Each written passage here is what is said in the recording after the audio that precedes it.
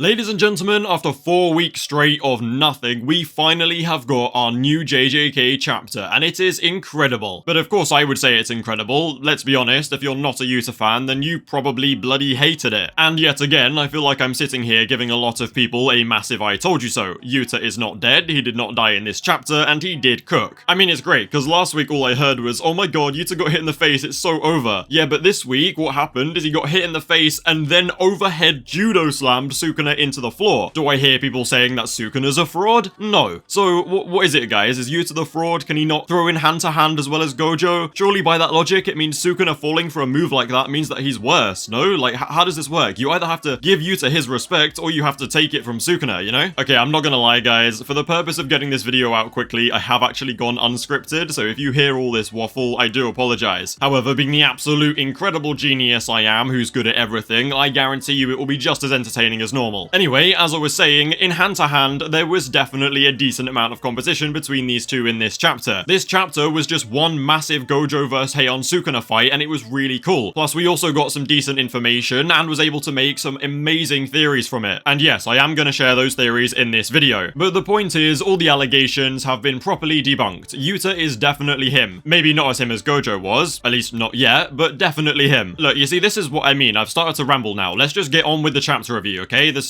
was a pretty waffly intro, but whatever. I'm back. JJK's back. Let's fucking do it. Okay, as I said already, this is basically just a really cool fight between Sukuna and Yuta Gojo, but it also gives us some really cool information and potential possibilities for theories. Potential possibilities, man, come on. Now, bear in mind, we are working with incredibly rough translations, and everything is subject to change. However, Jujutsu Kaisen Backup normally does a good job, so it's somewhat reliable. Now, Yuta confirms that he cannot use other copied abilities while in Gojo's body. He can only use the Limitless technique. He also says that it's impossible to use any other technique simultaneously with Kenjaku's technique, which is kind of contradictive because Kenjaku can use his technique and other techniques from the hosts that he embodies. However, the fanbook does say something about Kenjaku having a special method for this, and his technique does not normally allow it. So if Yuta's not aware of that special technique that Kenjaku uses, then yeah, he won't have access to anything other than his host technique, which means poor old Yuta has to make do with just the Limitless and Six Eyes. Aw, poor him, whatever is he gonna do? He also determines that because Sukuna has lost his arm and his RCT output is non-existent, he's unable to use the world-cutting slash, and that basically means amplification is his only way through infinity. Now, as everyone knows, last chapter Yuta got a lot of hate for getting punched in the face, and also there was a lot of confusion about how he didn't get Gojo's memories, although thankfully this chapter actually clears all of that up. So first off, Gojo is literally like 6'3" and Yuta's like 5'10" or something. He outright says in the chapter, even though he's done substitution training, he is just not used to having these freakishly long arms and legs, which is actually quite funny, but yeah, he's struggling to get used to Gojo's body. And it's also confirmed that he can't just instantly see all of Gojo's memories at once. He has to carefully go through them one by one to properly pick out details that he needs. So yeah, you can go and cry about how you don't like it as much as you want, but it's stated in the chapter, so that's how it works.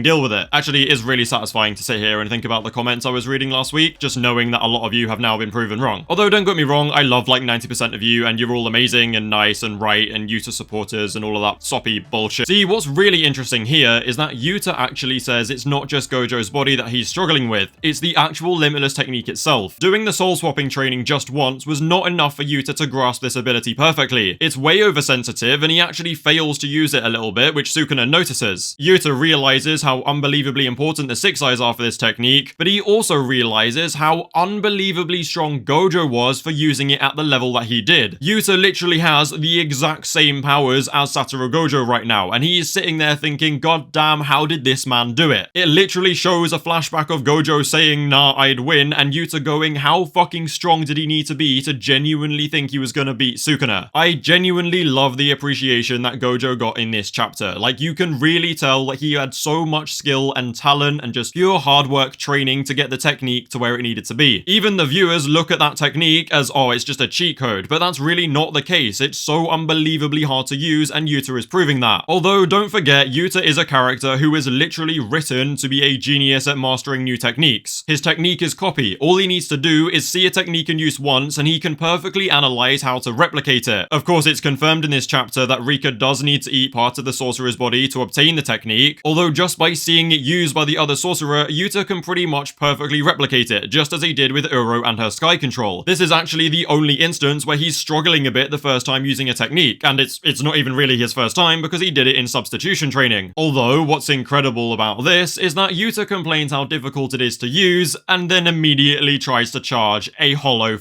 purple. I'm not gonna lie, I know I've been pushing the Yuta agenda for ages, but when I saw that fake panel of Yuta using a hollow purple, I was like, okay, in my wildest dreams, we're literally here. Yuta is charging a hollow purple. And I'd say charging because Sukuna kind of stepped in and was like, no thank you. Okay, I'm kind of rambling. Look, point is, Sukuna is shitting himself right now because he's like, fuck, hollow purple? Yeah, I'm done. I'm rinsed. It's over. Now, right after Yuta has that flashback where Gojo says he's the strongest and he's gonna win and questioning how the fuck Gojo had that confidence, Sukuna does something which looks very suspiciously like a black flash, and I don't think many people clocked onto that. He does the exact same pose with his creepy ass smile and his whole curse energy fist thing that he did to Maki, and then punches Gojo so hard that it does make these sort of black looking sparks. Although when a black flash is landed, especially by an important character, it normally does just say black flash, and it would be a lot more obvious on the panel as well, so maybe not. And Sukuna himself notices that Yuta is actually having a lot of trouble adjusting to the limitless technique. So of course he steps in and decides to take the best opportunity to punch Yuta, which does nothing but scuff him up a little bit. I mean, it is quite funny that because he hasn't got World Cutting Slash, all Sukuna can really do in this fight is just kick punch. I mean, he's basically just Hikari with two hands. Wait, no, Hikari does have two hands. What am I talking about? Alright, he's basically just Hikari with two dicks.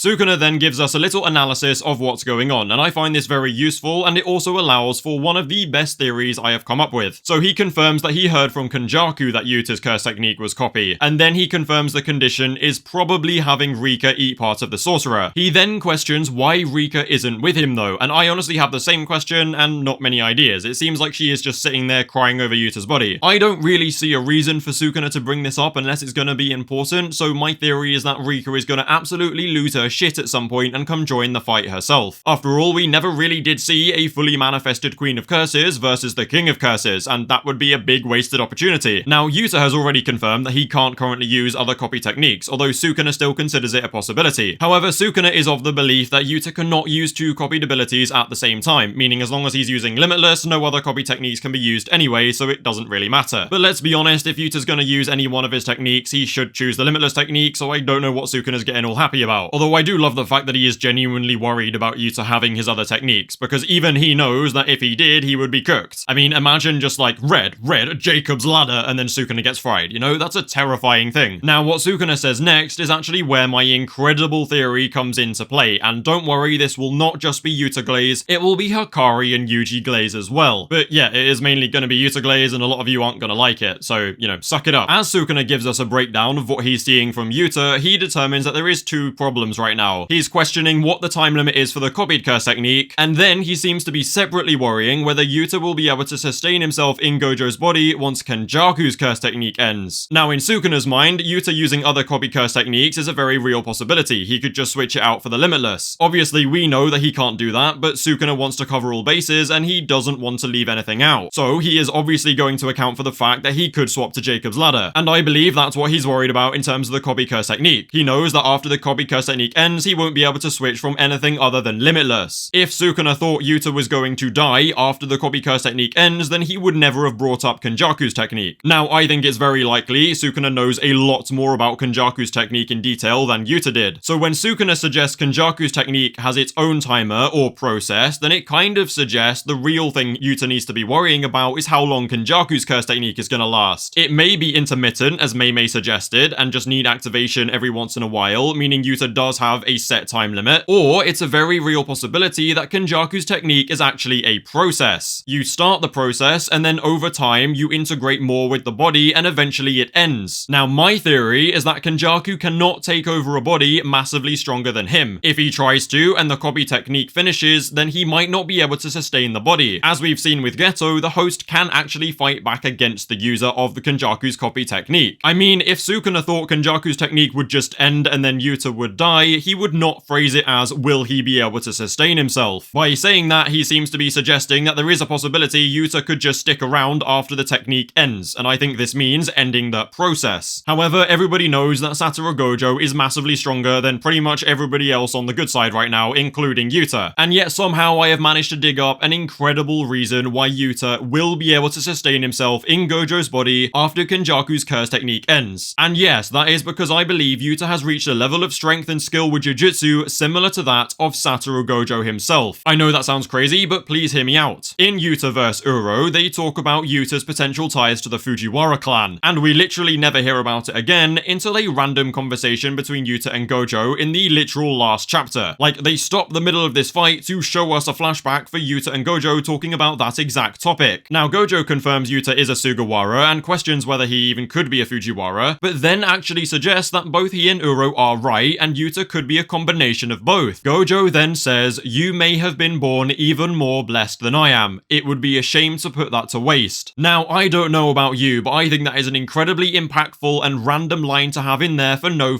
reason. Furthermore, Gojo and Yuta also were two people who did soul swap training. You see, Yuta tells Gojo about his plan to take over his body, and then later in that same conversation, Gojo brings up Yuta's cursed energy control and how sloppy it is. In this chapter, we then see another flashback to Gojo pushing Yuta to the bone in order to get him to improve his jujutsu. In fact, he's going so hard on him that both Maki and Panda have to tell him to chill the out. You see, my interpretation of this is that Gojo knows. He knows that if Yuta takes over his body without being strong enough to sustain it, then he'll probably die. And Gojo does not want that. It almost seems like he's desperately trying to push Yuta to be as good with cursed energy as he is, and obviously the best way to do that would be via soul swap training, in order for Yuta to then go and actually sustain himself in Gojo's body. Yuta may not even have known that's why Gojo was pushing him that hard, but I do think Gojo knew. A lot of people question why Kenjaku was never able to take over a 6-size limitless user, and it's very possible that they're just simply too strong. And knowing this, Gojo is literally just pushing him to be at the level where he can sustain it. Sukuna obviously wouldn't know that though, and he's sitting here thinking when Kenjaku's technique ends, he's probably just gonna flop out of him because he's not strong enough to be Satoru Gojo. Okay, I realize going unscripted means that probably sounded quite messy, so I'll give you a very brief summary to make it all a lot easier. I think the body swap technique is a process that takes time to complete, and once fully integrated into the body, it is determined whether you're able to sustain it by how close you are in strength. Of course, this will mean that when the copy technique ends, he'll be leaving behind his old technique and maybe weaker. It also means he's not likely to return to his old body and will be stuck inside Satoru Gojo.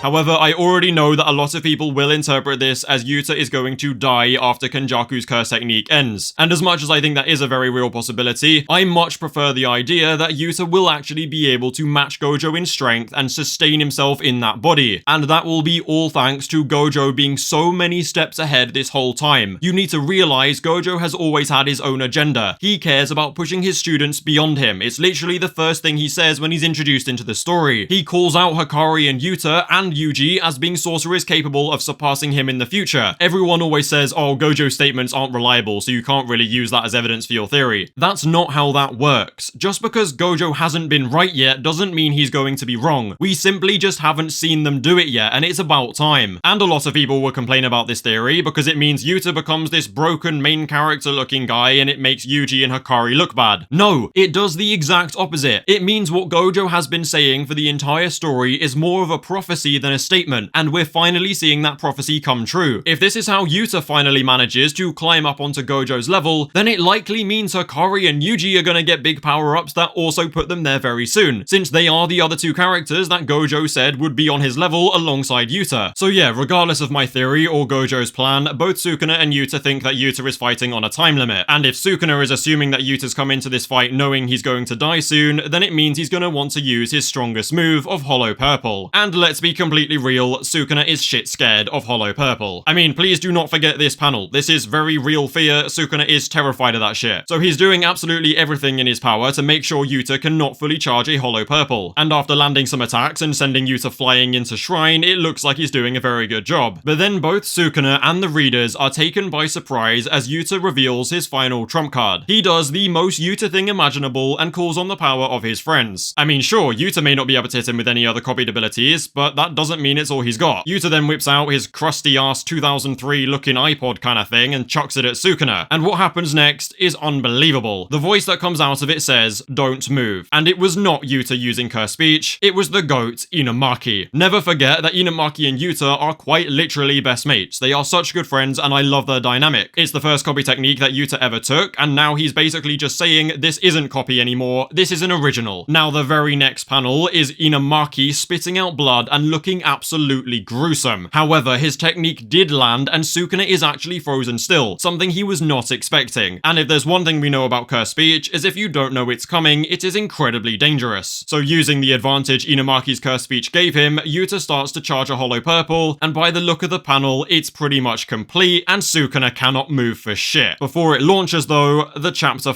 ends. The good news is though, there's no break and we are going to get a chapter next week. All in all though, I think this chapter is perfection. The artwork was incredible, the fight is amazing, all the information we got was stuff we've needed to know for a long time, and it also poses more questions. Anyway, I do apologize if this video was a bit frantic. I am kind of tight for time, so I did it unscripted. This probably isn't going to be a thing in the future, but I'm going to do my best to make this one as clean as possible. I'm going to wrap it up now with just saying that the chapter was incredible, the theory potential is incredible, it's been so long, JJK is back, and I cannot wait. But for now, don't forget to like and subscribe. Feel free to join the Discord and follow me on Twitter, links below. Thank you guys very much for watching, and I will see you soon.